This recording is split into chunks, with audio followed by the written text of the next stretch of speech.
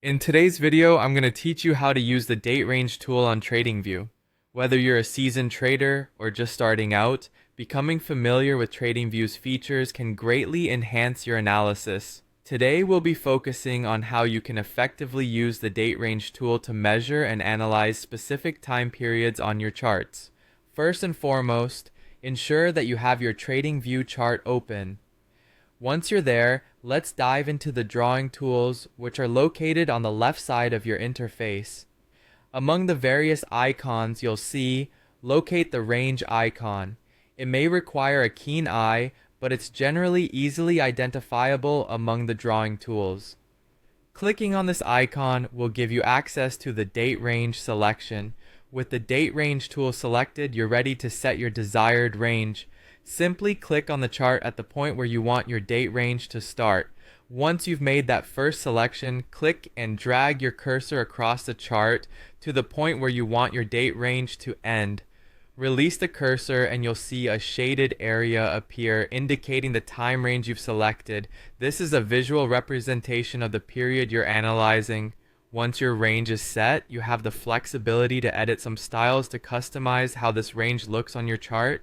Look for an option, usually near the tool settings, which allows you to make your adjustments. You can change colors, alter line thickness, and modify other stylistic elements to make the date range visually fit your preferences. This step is optional, but it's there if you want a more tailored appearance for your analysis.